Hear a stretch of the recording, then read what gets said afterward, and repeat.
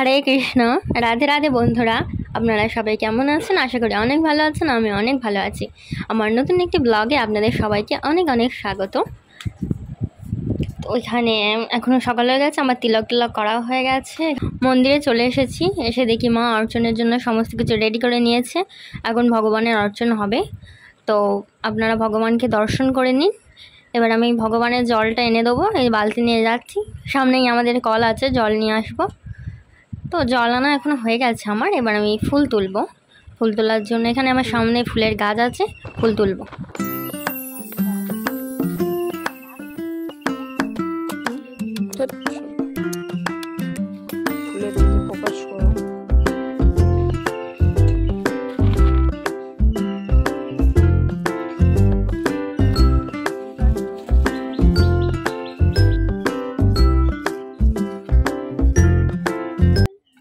এই যে এখানে একজন সকাল সকাল পেয়ারা খেতে বসে গেছে।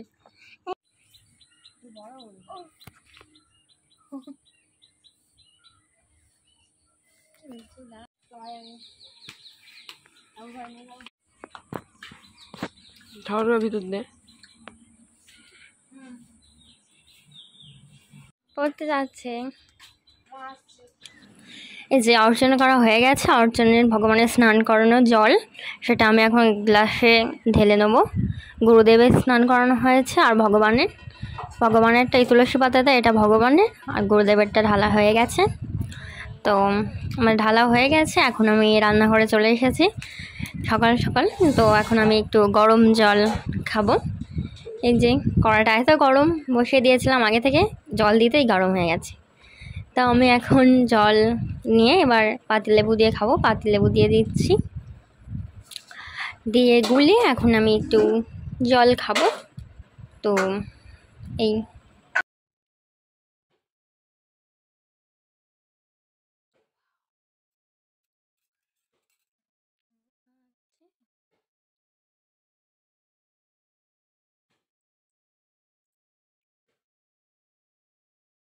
আর জলটা কি বোদা মতো খেতে হয়েছে, একদম বিচ্ছিরি, একদম ভালো হয়নি। আপনারা আমার মুখ দেখেই বুঝতে পারছেন যে বিচ্ছিরি খেতে হয়েছে, একদমই ভালো হয়নি।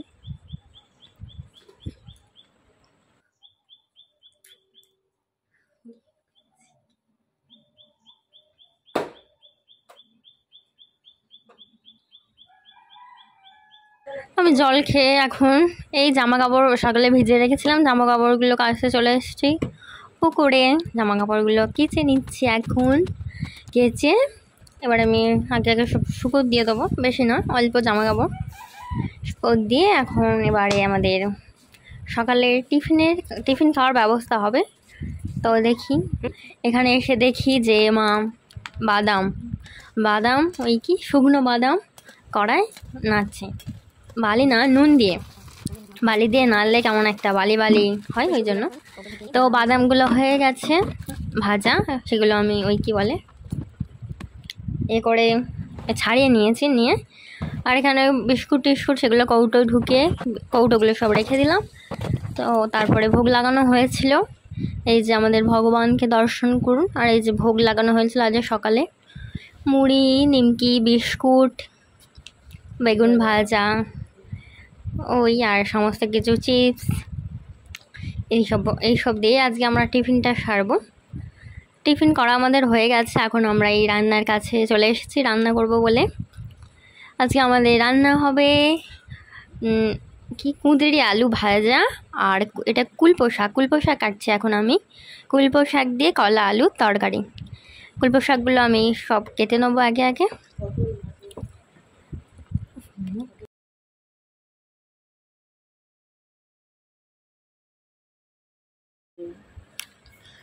কুলপো শাক কেটে নিয়েছি। এবার আমি শিলটা রান্নাঘর মধ্যে থেকে নিয়ে এলাম। রান্নাঘরের ভেতরে থাকে, বাইরে রান্না হয়। তো এখন আমি একটু জিরে বেটে নেব। তো শিলটা প্রথমে ধুয়ে নিলাম, তারপরে এই মা জিরে দেবে, বাটবো। জিরে দিয়ে দিয়েছে, এবার আমি বাটবো, বেটে নেব। তো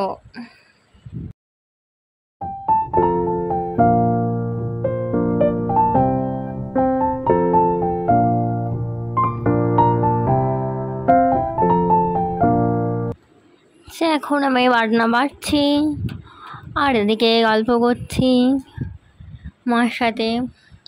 বাটনা বেটে নেব, নিয়ে তারপরে এদিকে মা রান্না করছে। রান্না গুল পোশাক যেগুলো কেটে দিয়েছিলাম সেগুলো দিয়েই যে ঝোল রান্না হয়ে গেছে। এখন শুধু একটু তেল আর 5 ফোড়ন দিয়ে এবার সাঁতলে নেওয়া হবে। নিরামিষ রান্না তো সাঁতলে নিলে ভালো খেতে হয়, সাঁতলে নেওয়া হলো। নিয়ে তো এবার আমরা ভগবানের ভোগ রেডি করব। আগে সমস্ত রান্না হয়ে গেছে, বেশি কিছু না, কুঁদরি আলু ভাজা আর এই পাঁপড় ভাজা এই। তো এবার ভগবানের ভোগ লাগানো হবে, সমস্ত ভোগের থালা রেডি করে নেব। তার আগে কিছু ফল কাটবো, যে ফল কেটে নেব। মা বললো ফল কাটতে, আমি তারপরে পাতি লেবু কাটবো বলে ফ্রিজ থেকে একটা পাতি লেবু বার করে নিয়ে গেলাম। আগে ফলগুলো বার করে নিয়েছি, তো আর কিছু জলের বোতল ফ্রিজে রেখে দিয়েছি। যা গরম পড়েছে বাবা।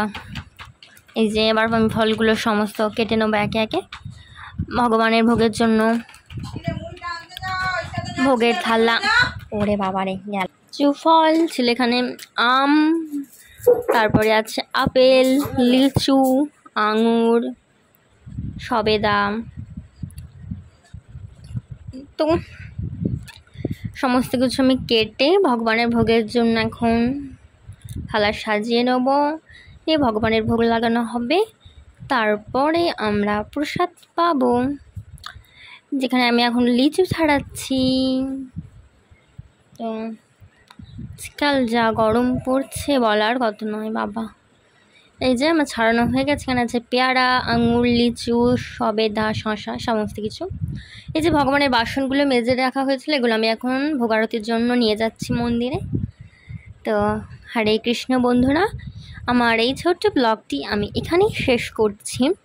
যদি ভালো লেগে থাকে অবশ্যই লাইক করবেন, কমেন্ট করবেন আর চ্যানেলটি সাবস্ক্রাইব করে আমাদের পাশে থাকবেন। সবাই বেশি বেশি করে অনেক সাপোর্ট করবেন যাতে আমরা আরও ভিডিও বানাতে উৎসাহিত হই। এটুকুই। হরে কৃষ্ণ, রাধে রাধে বন্ধুরা।